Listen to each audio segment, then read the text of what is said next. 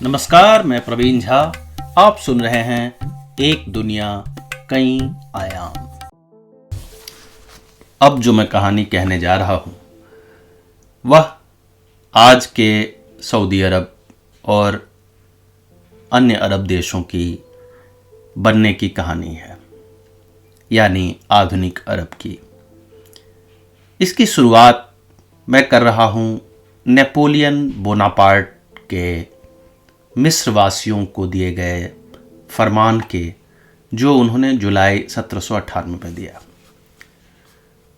मिस्र वासियों, हमारे शत्रु आपसे कहेंगे कि हम आपके मजहब का खात्मा करने आए हैं। उन पर बिल्कुल भरोसा न करें। उन्हें कह दें कि हम आपका हक दिलाने, आपके दुश्मनों का खात्मा करने और सच्चे इस्लाम की स्थापना करने आए हैं। उन्हें बता दें कि हम इन ममलूकों से कहीं ज़्यादा अल्लाह की इबादत करते हैं। अल्लाह की नज़र में हर इंसान बराबर है, सबके हक बराबर हैं। इन ममलूकों ने आपसे यह हक छीन लिया है। यह मेरी नहीं, अल्लाह की मर्जी है कि मैं नेपोलियन यहाँ आया हूँ। हाल में एक लेख पढ़ा कि जब भी सऊदी अरब और तुर्की में विवाद उभरता है, फ्रांस के राष्ट्रपति इमैनुअल मैक्रों समझौता कराने पहुंच जाते हैं। यह बात कुछ मजाकिया लहजे में लिखी थी, लेकिन पश्चिम एशिया के कुछ विशेषज्ञ मानते हैं कि फ्रांस इकलौता देश है जो ईरान, अरब, तुर्की और यहां तक कि इजराइल को भी एक मेज पर लाने की क्षमता रखता था।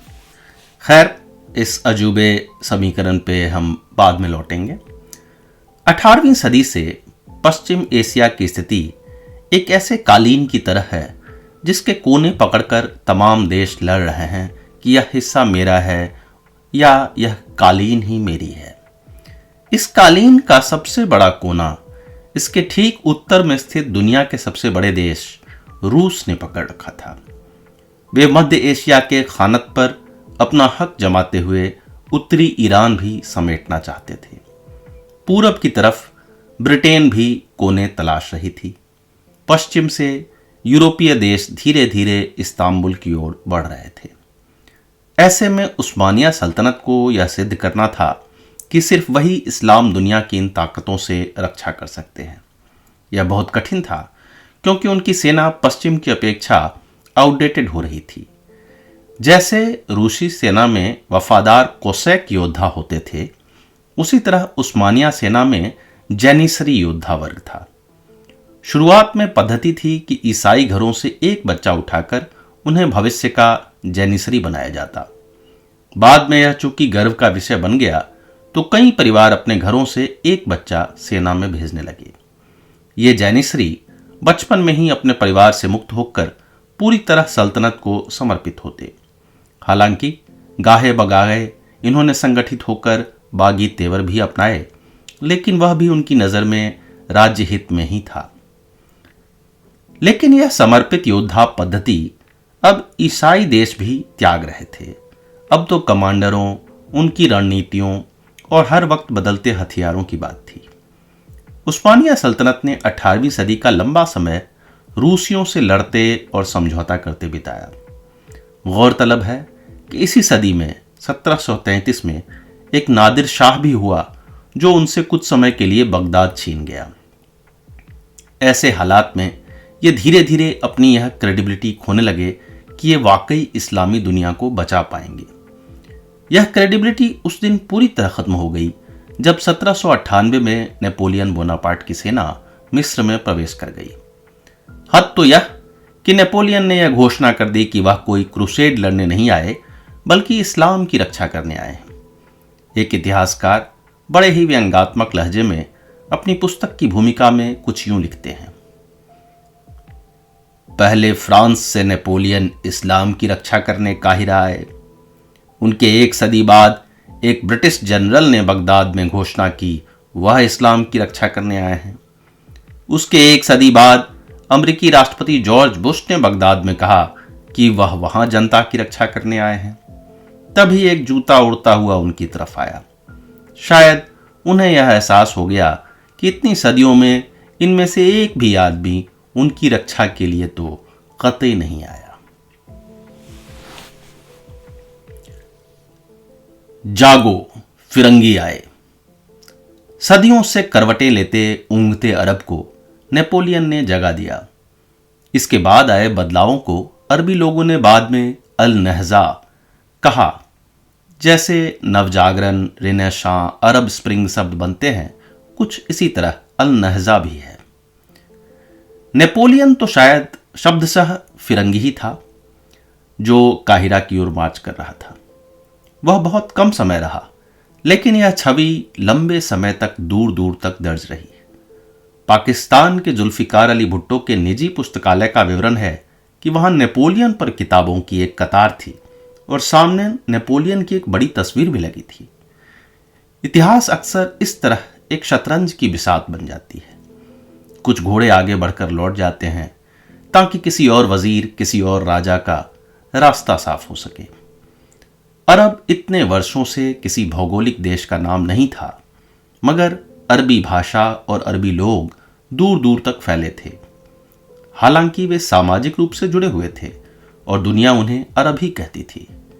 इसे इब्न खालदून ने अपनी किताब में असब्बयाक कहा है, यानी एक समूह बोध। इस्लाम में अंतर्निहित भी एक समूह बोध था जो दुनिया के मुसलमानों को एक करता था, जिसे उम्मा कहते हैं।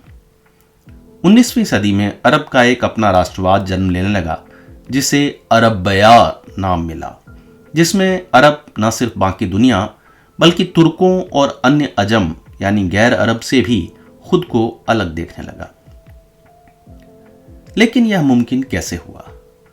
उस्मानिया सल्तनत सऊदी अरबिया या अन्य सल्तनतों में कैसे बदली? सऊदी अरब ने किस तरह एक मुल्क की शक्ल ली?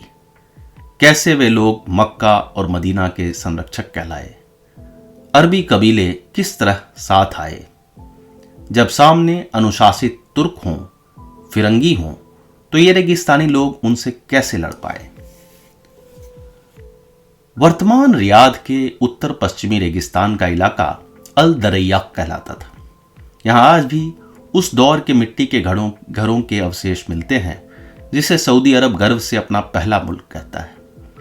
वहां उनके पूर्वज सऊद और बाद में उनके बेटे मोहम्मद बिन सऊद की अमीरत थी, जिनसे सऊदी नाम की उपज हुई।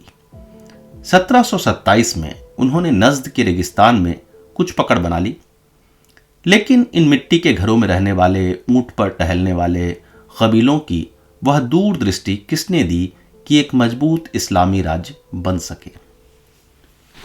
मोहम्मद इब्न अब्दुल वहाब 1703 से 1792 नज्द के रेगिस्तान की पैदाइश थे, जो वहां से बाहर निकलकर घूमते हुए मजहबी तालीम ले रहे थे। उन्होंने कुरान और हदीस के साथ तसव्वुफ यानी सूफी का भी गहराई से अध्ययन और विमर्श किया। उनका निष्कर्ष यह था कि इस्लाम भटकता जा रहा है और इसे उन रास्तों पर लौटना होगा जिसे वे सदियों पहले छोड़ गए। खासकर सूफी प्रतीकों जैसे मज़ारों पर माथा टेकने को उन्होंने उचित नहीं माना। उन्होंने घोषणा की, मैं किसी सूफी, किसी मुतकलिम और यहां तक कि किसी इमाम को भी नहीं मानता, ना ही इब्न अल कयीम अल दहाबी, इब्न कतीर को। मैं सिर्फ अल्लाह को मानता हूं और आप सभी को पैगंबर के बताए रास्ते पर चलने कहता हूं। जहां एक तरफ उनके अनुयायी बनने लगे, वहीं दूसरी तरफ उनके विरोध भी होने लगे। वह जैसी जीवन शैली अपनाने कह रहे थे, जैसे प्रतीकों को ध्वस्त कर रहे थे और जैसी सजाएं दे रहे थे, यह अमीरों को नागवार गुजरी। उनको तकफीर यानी बहिष्कृत कर दिया गया। ऐसे भी विवरण मिलते हैं कि उनके अनुयायियों को हज करने से रोका गया। आखिर वह अपनी ठौर तलाशते मोहम्मद बिन सऊद के इलाके में आ गए। अब एक अमीर थे जो अरब पर अपना आधिपत्य देख रहे थे, और दूसरी तरफ ऐसे व्यक्ति थे जो मजहब की तजदीद यानी पुनर्जागरण देख रहे थे। 1744 में उन्होंने एक बया यानी समझौता किया। दरैया में हुए इस बया के अनुसार मोहम्मद बिन सऊद काफिरों के खिलाफ लड़ाई छेड़ेंगे और मोहम्मद इब्न अब्दुल वहाब मजहबी अनुशासन लाएंगे। मजहब और तलवार के इस कॉम्बो को कुछ वक्त लगा, लेकिन यह मुमकिन हुआ। शतरंज की बिसात बदली जब नेपोलियन काहिरा में ममलूकों को हरा रहा था। सऊद के वहाबी मदीना पर कब्जा करने बढ़ रहे थे।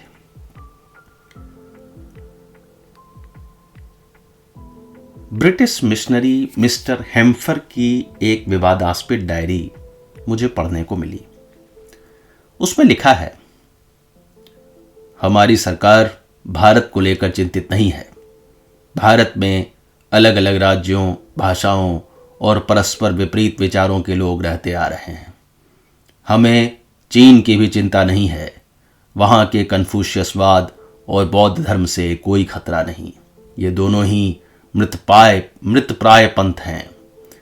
हमें अगर कोई चीज़ परेशान करती है तो वह है इस्लाम। ये मुसलमान इस्लाम से इस कदर बंधे हैं कि इन्हें तोड़ना कठिन है। हिजरी 1122 यानी 1710 ईस्वी में मुझे ब्रिटिश सरकार ने मिस्र, हिजाज, इराक और इस्तांबुल में जासूस बनाकर यह पता करने भेजा कि आखिर इस इस्लाम के टुकड़े कैसे किए जाएं। इतिहास में ऐसा कोई मिस्टर हेम्फर हुआ या नहीं, इस पर शंका है। लेकिन इस डायरी के अनुसार वहाबी विचारों को लाना एक ब्रिटिश साजिश थी, जिससे कि उस्मानिया सल्तनत और इस्लाम में दरार लाई जा सके।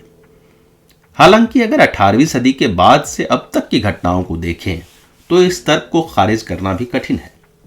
जिस वक्त नेपोलियन काहिरा पर फतह कर रहा था, उसी वक्त वहाबी कबीले मक्का मदीना की ओर बढ़ रहे थे।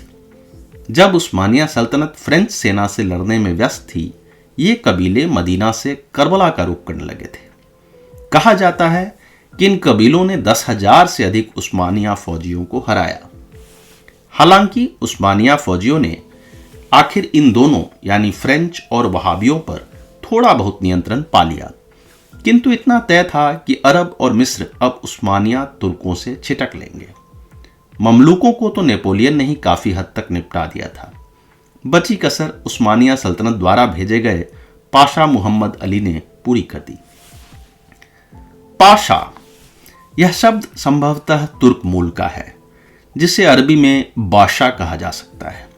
हालांकि यह फारसी के पादशाह यानी बादशाह से भी मिलता जुलता है, लेकिन इसका प्रयोग उस्मानिया तुर्कों के बाद दिखता है, जब किसी वली को यानी गवर्नर को पाशा संबोधित किया जाता। मोहम्मद अली पाशा यूं तो उस्मानिया सल्तनत द्वारा भेजे गए थे, मगर जल्द ही वह स्वयं मिस्र के सर्वेसर्वा बन गए। अगली सदी तक उनके वंशजों का ही मिस्र पर राज रहा। दूसरी तरफ वहाबियों ने अपने तथाकथित विशुद्ध इस्लाम को सर्वश्रेष्ठ कहना शुरू किया। उन्होंने इससे पूर्व के इस्लाम को अल जाहिलिया यानी जाहिल कहा। इस कारण उनके मजहबी नियम कानून सख्त थे ताकि भटकाव न हो। हेम्फर की उस विवादित डायरी में यह वर्णित है कि यह ब्रिटिश साजिश थी जो बेसिर पैर की बात लगती है। भला कोई ईसाई ब्रिटिश मिशनरी ईसाइयत का प्रचार करने के बजाय किसी विशुद्ध इस्लाम पंथ को स्थापित करने में क्यों सहयोग देगा? अगर यह कोई षड्यंत्र भी था तो इसका उद्देश्य क्या था? क्या इस्लाम को सख्त हिदायती बनाने से वह कमजोर होगा, टूट जाएगा? अगर ऐसा होता तो सदियों से बिखरे हुए अरबी कबीले इस वहाबी पंथ के नाम पर एक कैसे हो गए?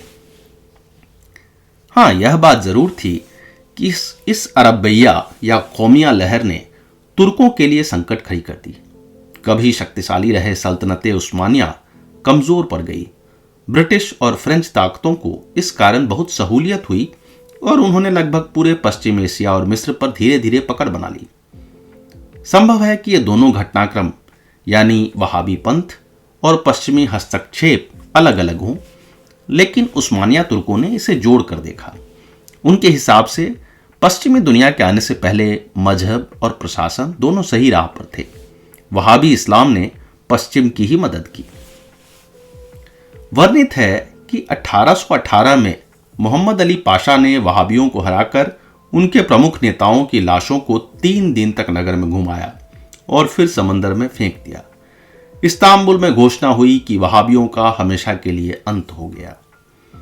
वे नहीं जानते थे कि यह वहाबियों की नहीं, उनके अंत की शुरुआत थी।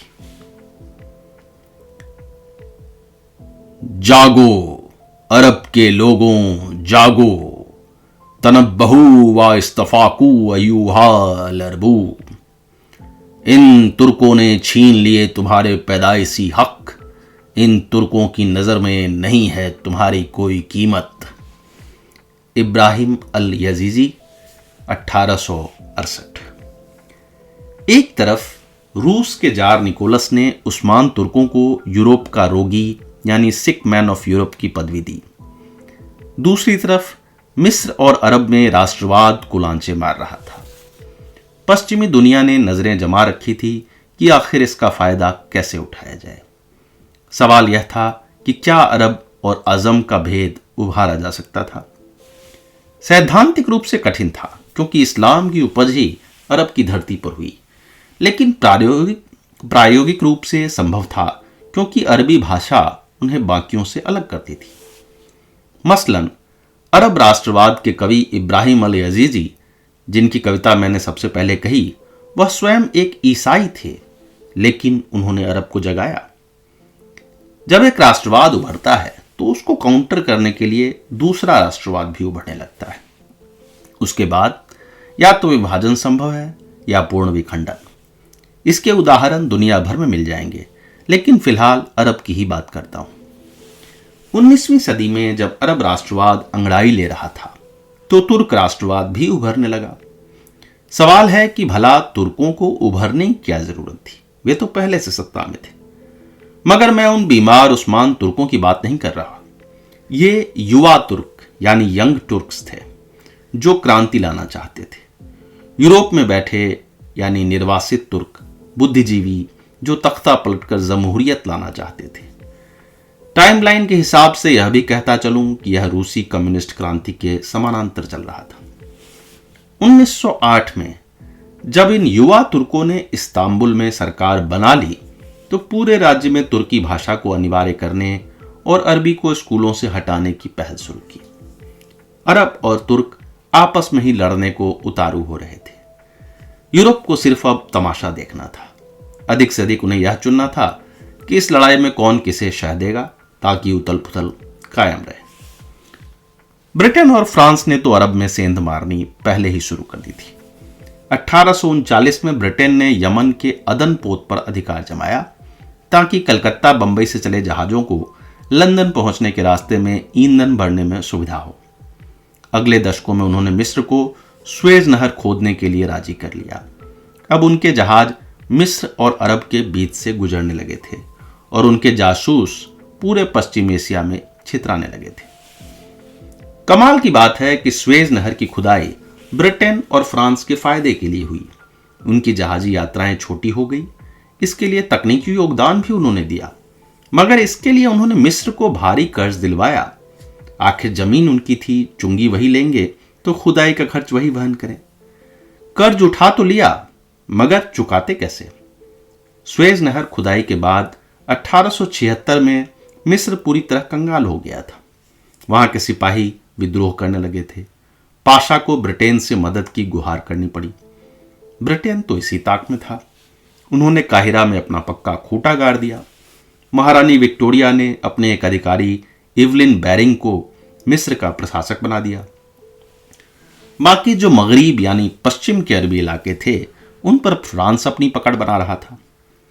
बचे खुचे उस्मानिया सुल्तनत के आपसी बंदरबांट के लिए अब एक विश्व युद्ध की दरकार थी। पश्चिम और अरब के बीच की इस गुफ्तगू को कई तरीके से देखा जा सकता है। चूंकि मैं अरब से बाहर का व्यक्ति हूं और पश्चिमी दुनिया में ही रहता हूं, अंग्रेजी किताबें पढ़ता हूं, तो मेरा नजरिया अलग होगा।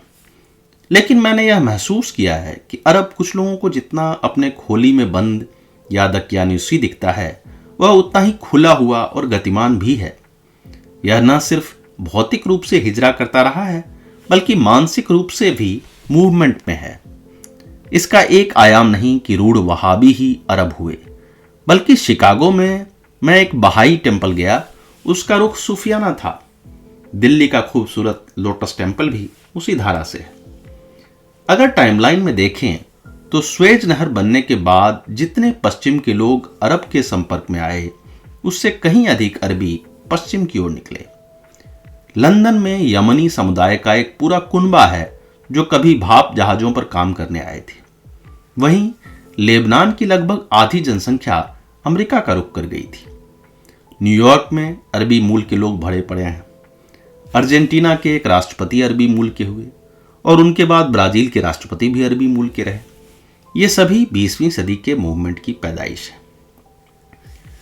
अमेरिका में रहने वाले को अक्सर पीता, जो एक तरह की रोटी, और हमस, जो छोले से बनी चटनी होती है, खाने की आदत पड़ जाती है। यह भी लेबनान अरब से उस दौर में चलकर अमेरिका पहुंचा। बहाई प्रभाव के लेबनानी मूल लेखक खलील जिब्रान को अमेरिकियों ने नहीं, पूरी दुनिया ने पढ़ा। अगर अरब एक बंद और रूढ़ समुदाय होते तो यह सब कैसे मुमकिन होता? कोई यह तर्क रख सकता है कि जो बाहर निकल गए वे बदल गए, जो रेगिस्तान में रह गए वे दकियानुसी जीवन जीते रहे। इस पक्ष को भी देख लिया जाए। 20वीं सदी में पश्चिमी दुनिया से जुड़ने के लिए न्यूयॉर्क या लंदन जाने की जरूरत नहीं रह गई थी। वे तो खुद ही यहां आ चुके थे। काहिरा में अरबी के साथ साथ अंग्रेजी की पढ़ाई चल रही थी। मोरक्को और अल्जीरिया में फ्रेंच शिक्षा दी जा रही थी। बर्लिन से बगदाद के लिए रेलवे लाइन की योजना बन रही थी। 1913 में ही दमिश्क से मदीना की ट्रेन चालू हो गई थी, जो हिजाज रेलवे कहलाई। तुर्क अंग्रेजी सूट बूट में घूमने लगे थे। आज तक तुर्की में यह नियम कमोबेश चल रहा है कि ऑफिस में पारंपरिक परिधान पहनने की लोकप्रियता नहीं है। लोग पश्चिमी यूनिफॉर्म में काम पर जाते हैं। यह सब बिना उपनिवेश बनाए या कब्जा किए ही हो गया था। जैसे आज अंग्रेजी भाषा या विदेशी परिधान के लिए किसी को आक्रमण की जरूरत नहीं है, इंस्टाग्राम रील ही प्रभावित करने के लिए काफी है, कुछ उसी तरह स्वेज नहर से गुजरते जहाजों और पश्चिमी शिक्षा लेकर लौटते अरब तुर्कों से नियमित संपर्क ही इस बदलाव के लिए काफी था। उन्हें लग रहा था कि पश्चिम के आधुनिक विज्ञान की दुनिया ही भविष्य है। लेकिन पश्चिम का मतलब क्या? इंग्लैंड या फ्रांस या रूस या अमेरिका या जर्मनी?